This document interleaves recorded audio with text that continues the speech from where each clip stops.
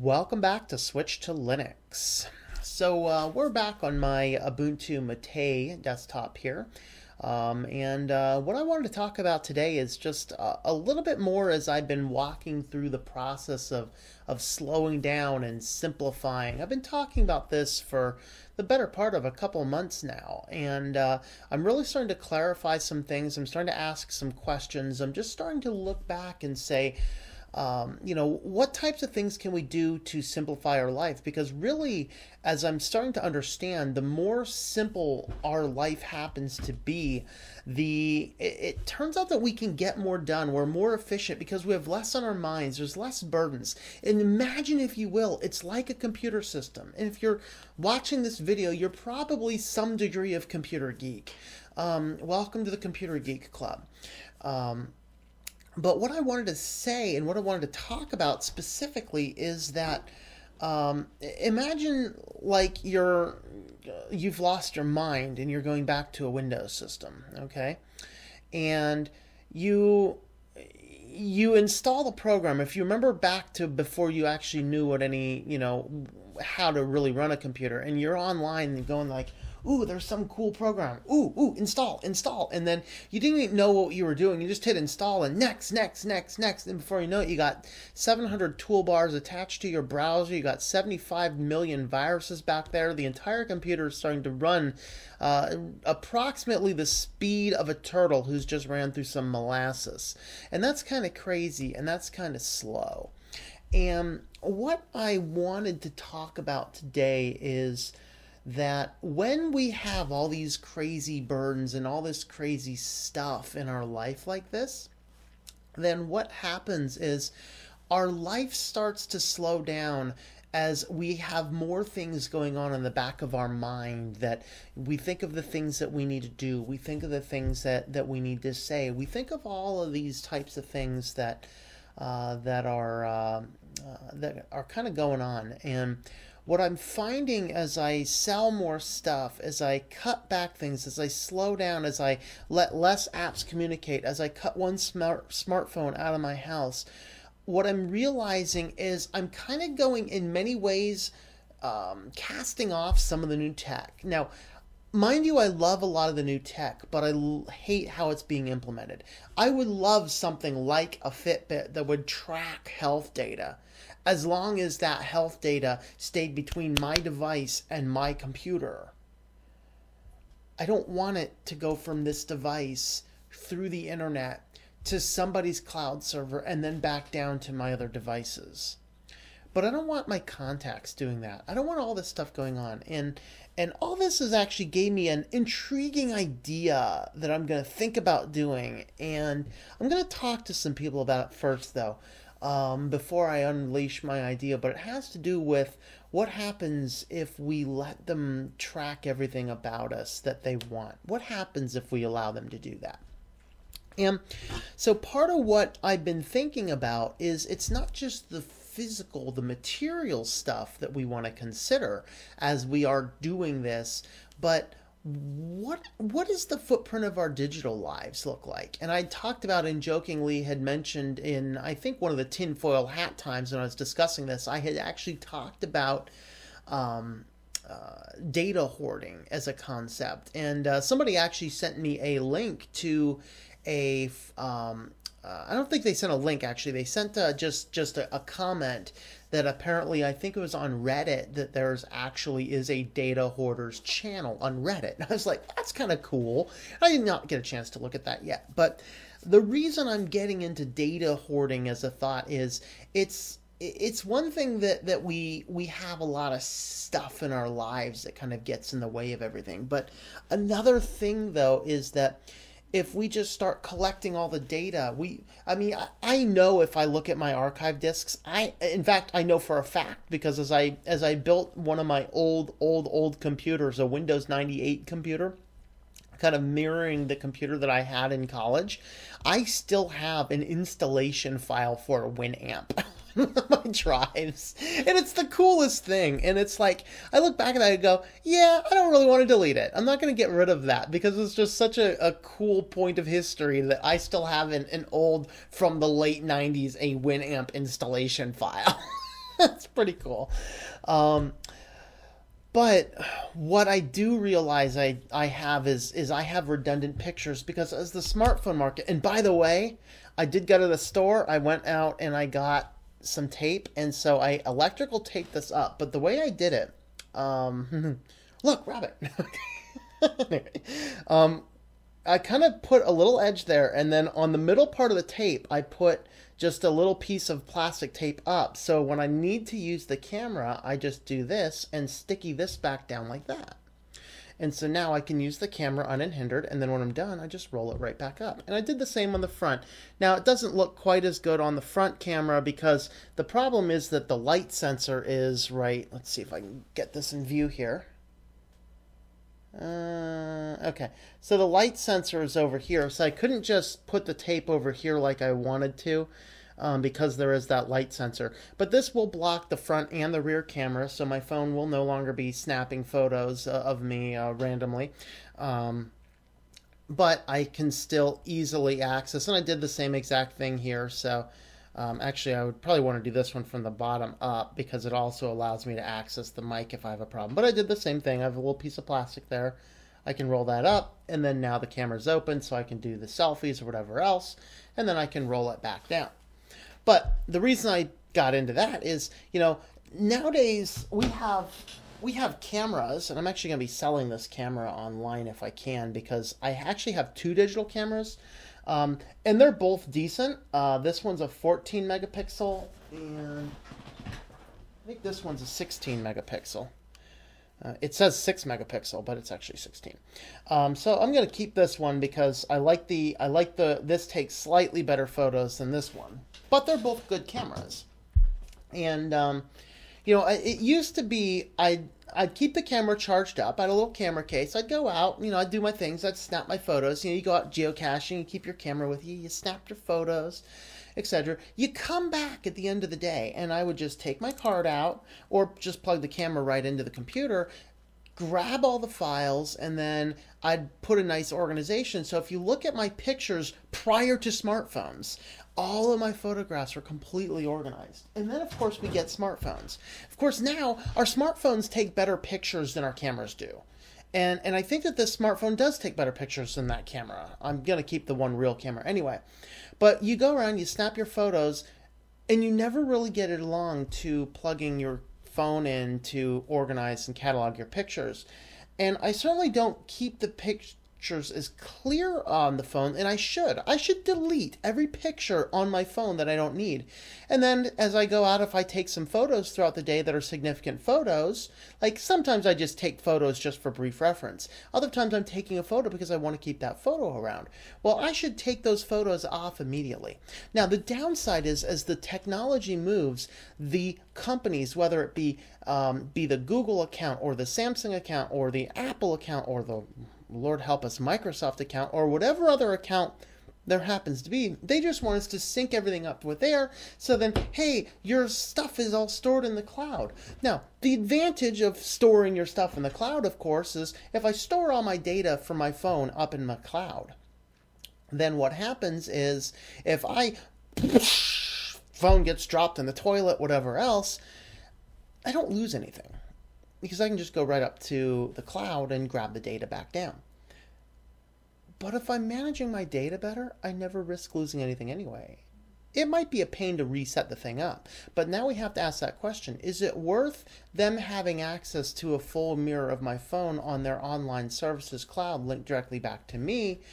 Or is it more worth my time to just take the afternoon to set it up? Now, of course, with me, I only download like 4 apps. So if this phone were to die, I wouldn't really lose anything. I might lose the text messages. Whoop-de-doo. There is nothing in my text messages that is a critically important thing. It's just a novelty of keeping the conversations we've had going. Hashtag data hoarding. Not that I do anything on Twitter or anything that might revolve around hashtags, but nevertheless. Okay, so if this phone dies, it would take me no more than like 20 minutes to get it set back up, because all I need to do is just download like the 3 apps that I have. Of course, I need to put things back where I want them to be, etc. And so those are kind of those things that we need to keep in mind as we are working through life. But I got to this point thinking, well, I'm getting better and better at the physical part of my life, and I feel so much greater. Like right now, this is my staging area. My table over there is my staging area. Of course, my cat is not part of the staging area. He's staying. Kitty is staying. You can actually see from if you're familiar with the the live news feeds, you'll see that I did readjust things over there. I've had that shelf for a while. It's specifically to organize my modems and things. I did not have it hung up. I actually had a little plastic bin that's down there right below where the cat is. I went through and I cleaned that thing out. I just threw the whole bin away because like all 3 drawers in the thing were broken anyway. But I went through, and all that I'm remaining is there's you can see the little snap tight lid over there. That's the only amount of significant stuff that was in that giant bin. So then I put the power adapter on the wall because I like doing good cord management and cable management. And then I set up the shelf right above that. And now I put all of the modem related stuff on top of that. And that whole spot there, right there, is where that crappy thing was sitting. That's actually where I'm storing my paper shredder now. And then of course I also now, that means that I have an easy access to a cell phone charging station, or other 3 or 4 other extra outlets down there. But what's on the table over here is just kind of stuff that's in the transitional mode. Some things that need scanned into digital files, just some other things that I want to keep around that I've not yet figured out exactly what I'm going to do with them. But I've been going through, and even this big bookshelf that is my backdrop for my tinfoil hat time, I'm even considering getting rid of that big bookshelf as well.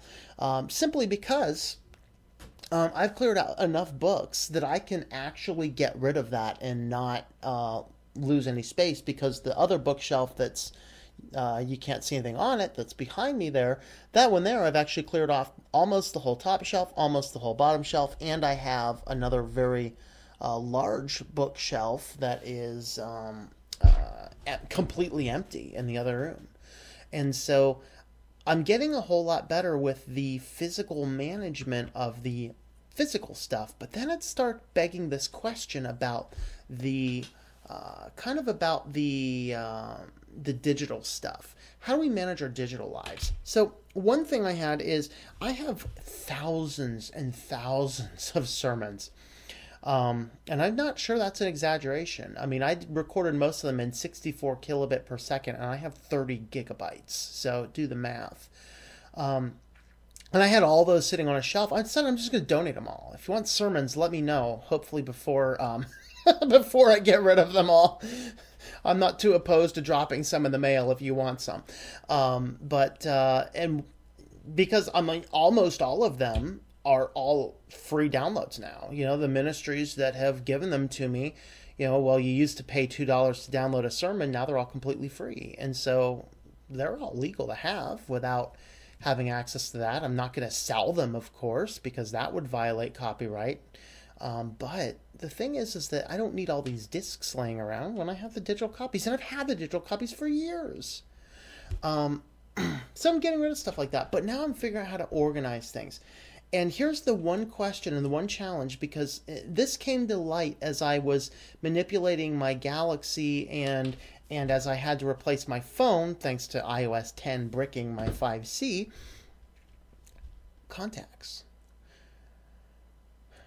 The contacts we have. And remember I was talking about we need to memorize more phone numbers, and I'm sad to say I've not even attempted yet, and I should. But I used to have a program on my Windows computer called Print Shop, and one of the little accessory programs that came with Print Shop was an address book, and I loved that thing. I had all my contacts in address book. In fact, I probably still have the old files laying around, and I know I still have the discs laying around, so I can actually reinstall the Print Shop if I wanted to, and reinstall the Print Shop, and then put those files back on. Of course, those were contacts that I had. I don't think I've updated those things since 2000, I don't know, 7 or 8, so it's been a decade ago. So needless to say, everybody's contacts I had here. But the problem is, as I change phones over, the only option to really do contacts easily was everything wanted me to sync them with iCloud or sync them with Google. Or I do not want Google to have access to my contacts so that they can make their better connections as to how we live. So I do not have any of my contacts synced to Google. I don't have any of my contacts synced to iCloud. I don't have any of my contacts synced to anything. And then that begged the question. So what I decided to do is see how I can use Linux to manage my digital data. And that's what we're going to talk about here. That was a very long introduction to get into it, but that's quite okay. So here we are on my Ubuntu Mate desktop. Now, of course, if you have not watched my build on my computer, my main computer here in the office I installed an icy dock on the front, and then I mapped both of the drive bays to a 6 gigabit per second ports. So I can very easily swap hard drives in and out, which means that I can have actual internal hard drives as chief operating systems. And so my main video recording, Linux Mint Cinnamon, is right here on this SSD. Cool. But I have that popped out because the one we're running on is a 240 gigabyte hard drive. It's an older hard drive, but I'm running Ubuntu Mate on it, and this is 16.04 Ubuntu Mate, and pretty much stock. Now I've started to install some extra things. And what I found looking around is from the video last night is like, ooh, there's the contacts application inside of Fedora. So what I'm going to be doing is this distro that I have here is going to be a distro that simply serves as the central offline media point for managing my digital life, which means that the collection of sermons, the collection of personal photographs that I've taken over the years, contacts, and anything else that is critically important will be on this operating system as a complete separate standalone operating system that is only online when I'm using it and updating it. And this means that, if some catastrophic worst case scenario comes by and I get some worm that encrypts everything and demands me to, get the high score on, the latest whatever. Yeah, never mind. Nuclear option. Kill it all. Rewipe all the drives. Plug this guy back in. I have lost nothing. I've lost some time. But the goal for this is that I will not lose anything that is significant. Now, I know of two good address books. There's a few other ones out there, but K address book from KDE and the GNOME contacts are the two applications. I first tried to install the GNOME contacts on Mate. Wasn't happening. I thought maybe that's, just something to deal with display servers, whatever else. Maybe you could run it through the terminal, but I don't know. I don't care. You can try and feed me solutions all you want. Doesn't matter, because K address book works exactly what I want to do. So with K address book here, I can manage my contacts. And here's the cool thing is I can keep a centralized list of contacts. And should I want an Android phone again, I can simply come up here into my file menu and I can export my contacts into a V card. Like I have right here, and this V card here actually is my real contact list. I deleted everything out of this address book just to show you the brief on K address book without showing you my actual contacts. On an Android, I can simply drop that VCF file onto a USB port, plug that into the phone, go into the file manager on Android, which Android actually has now. Good, at least Galaxies do, and I can import the address book directly into there, and it doesn't sync with Google Contacts or anything like that, but what it will do is it will sync with, it'll just put it into the phone, and so the phone will have all of that. Then the other thing that that I can do is for Apple. Now, Apple's kind of a pain. They don't have really the ability to plug it in.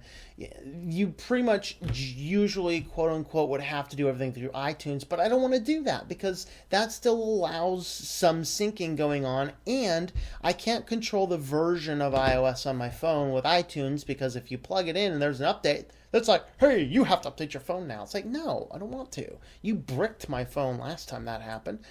So I'm kind of happy where I am right now. But apparently, and I've not tested it because this is all working, apparently you can email the vCard file to your phone and then you can import it that way.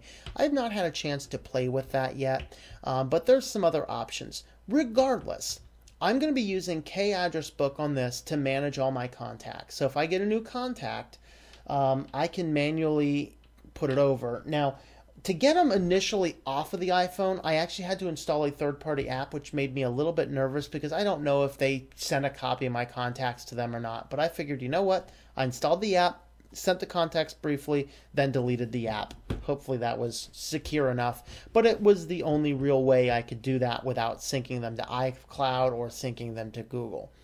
But that gave me this VCF file that I could then use any other place. So now I can actually come up here, now that I'm on my personal, I can come up here and I can file import, and I can import from the vCard file, grab this, and it will auto-populate. Now the other thing I can do is, once I already have this established, is I can come in here, hit new contact, and I can enter any amount of information I want. And this is something I might go through and start to do, is figuring out, you know, put email addresses in here, which I've never done before because I just did not want these modern services to sync stuff all over the place. And then, you know, I'm nervous about that kind of stuff. And, but since this is all an offline system that's not doing anything goofy in the background, I can go ahead and drop these wherever I want. And then the next thing I'm able to do is you can actually print. So on Mate, I can just print right to a PDF. There's no other printers on this. I can print right to a PDF, and I already did this. It does work. But I can print this to a PDF, and then the cool thing to do is, since we don't memorize phone numbers anymore, and we should, we can at least print out a paper copy of our contacts and leave them in our car or leave them sitting out somewhere. So if we do drop our phone, we're not like going on Facebook, hey y'all, drop my phone in the toilet. Everybody text me so I can put you back in my phone. Ugh. So this is about taking more control about your data, and the cool thing about Linux is it has all of the free and open source software that allows you to do that. So here I'm using K-address book. I'm using Audacity to get some of the audio files out. Handbrake I'm using for some things. Also, the last thing that I have in my pile of stuff is some VHS tapes that I need to get data off of. So I went ahead and I ordered a device that will just allow me to convert a VCR output to a basic capture card. And when that comes in, once I verify it works, I will be using this system again to record whatever's on those VCR tapes, so that way I can get rid of the VCR and all the tapes and get more stuff out. Again, though, we're going to be organizing the digital stuff, not just throwing digital blobs all over the place. I'm going to have it organized on this computer and then on another offline storage device. And then I'm going to talk a little bit more later about other steps I'm doing. Things like, you know, once it gets onto my NAS drive, if I can find it. There you are. I have my NAS drive set up so I can take this external hard drive, plug it in, and it will automatically sync whatever's on my NAS drive onto this. And so that way now I can take this and store this securely. I can pick up a second one of these. I can make another copy. I can leave this at a friend's house. So if there's a catastrophic fire or emergency at my house, I still have not lost a copy of my data. You could also take another one of these if you don't want to leave it at a friend's house. Go rent yourself a safety deposit box at a bank. Drop your data in there. So that way you have redundant copies of your data without some other company having access to it. And that's kind of what it is for me, is figuring out how to be smart with the data without, you know, burying it in the backyard, so to say. And so I'm really using this application of Ubuntu Mate to manage my contacts, to take better control of that, to manage my sermons, to manage my. I'm not sure if I'm going to put my music on here or not. It depends on how much space I have once I've done everything else. Just because, music's easily replaceable. Sermons are probably easily replaceable too, but I've built that collection for so long.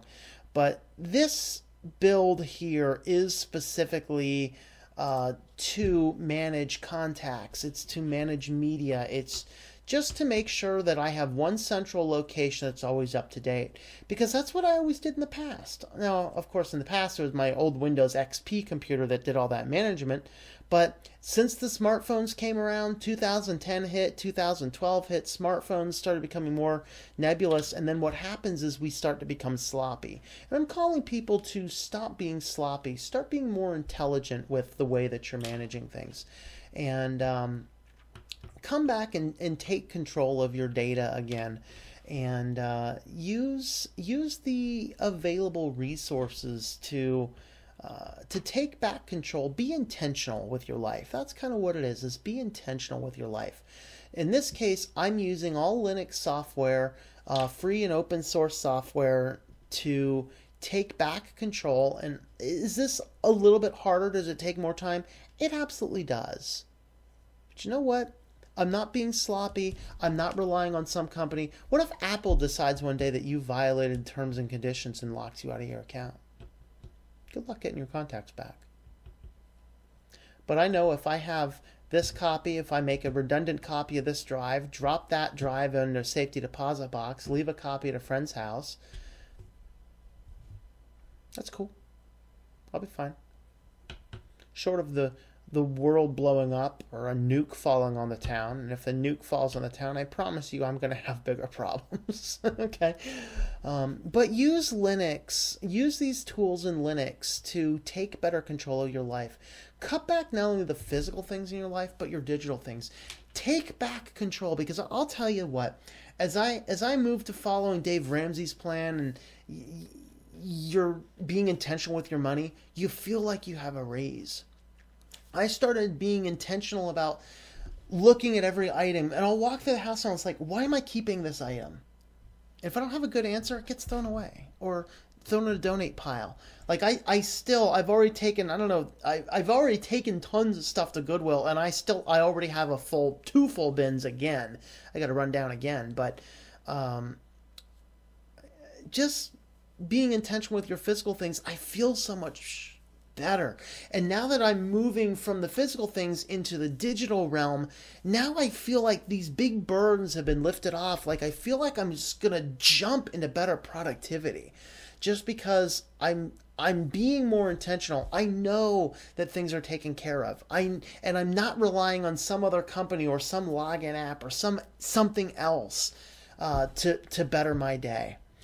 So with that, I encourage you to do the same. Start taking a little bit more stock in the applications that you're using and how your data is. If you get locked out of your Apple account or your Google account or whatever account, do you retain access to your contacts? There's a question for you. Looking forward to your answers. This has been Tom, and I hope that you enjoy switching to Linux.